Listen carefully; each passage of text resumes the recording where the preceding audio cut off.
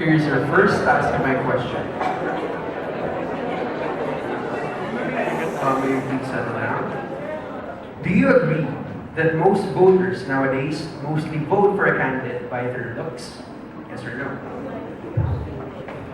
By their looks. Next. Do you think political parties only train candidates to campaign and not to lead? Next.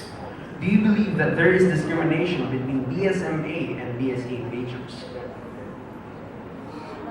Do you think that there is a discrimination between BSMA and BSA majors?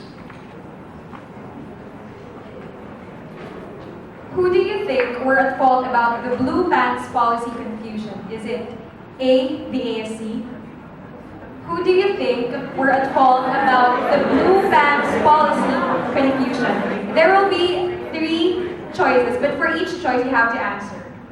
Alright. So who do you think were at fault about the blue pants policy confusion? Is it A, the ASC? Yes. Decision makers. Or the decision-making process.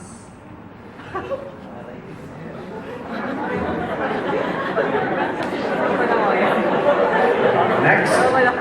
Do you think your political party is better than the others? Yes or no? Finally, will you resign if you fail to deliver your promises in this year's election?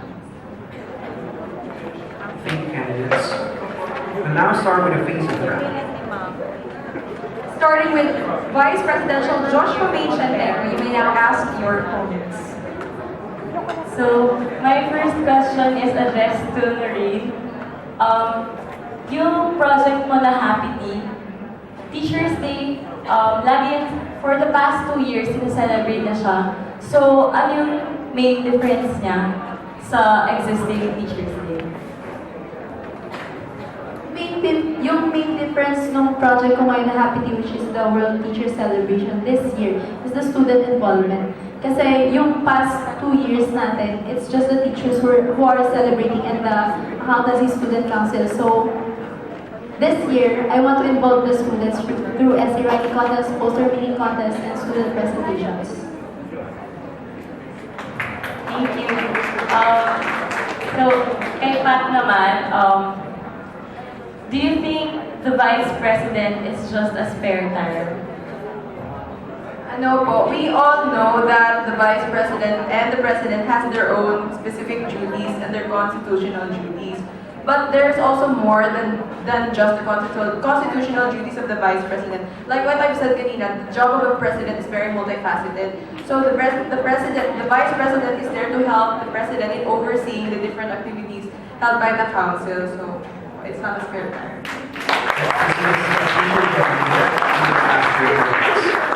My first question will be addressed to Joshua May po.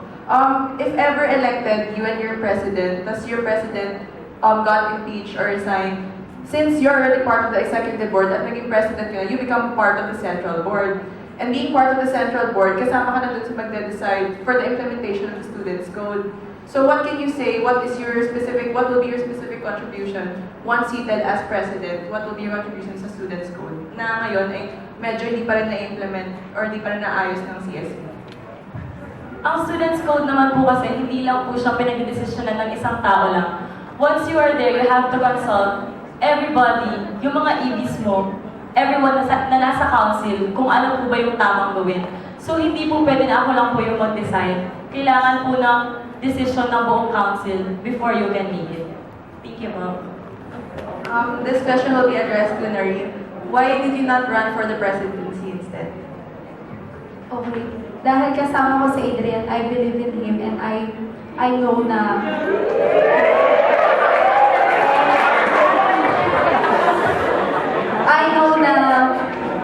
through his passion, yung experience niya, he deserves to be in the presidency. But alam ko rin kasi na being the vice president, kailangan you should also know how to be the president. And I think na nasa akin rin yun. And the next is Esther Noreen Servano. You can now ask your opponent. So, same questions lang for you two. Who is who would you vote for the national vice president election? Okay, so personally, I choose Lenny Robredo. First of all, I have 2 reasons as to why I chose Lenny Robredo. Coming from a family of politicians, we are under the Liberal Party and we believe in the stand. So I choose Lenny Robredo for that point. For the second point, I choose Lenny Robredo since she's a lawyer and she also knows she's emphatic with the malapit po talaga siya sa tao. And through her projects, through her ideas, parang based on her interviews, debates, I can see na Lenny Robredo has the most genuine, yung parang most genuine yung service na may bigay niya for the nation.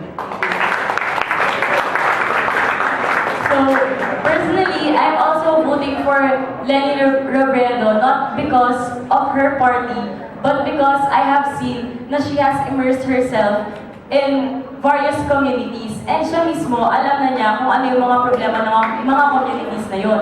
So once na alam mo kung ano yung mga problema na yon, dun mo lang masosolusyonan ang mga problema. So, I think siya yung pinaka-deserving kasi genuine yung concern niya for the people. Hindi siya nagpadala sa branding na gusto ng tao. Pinapakita niya kung ano yung totoong kulay niya at kung ano yung totoong service para sa mga tao. Yun po yung binibigay niya. Thank you Thank po. you.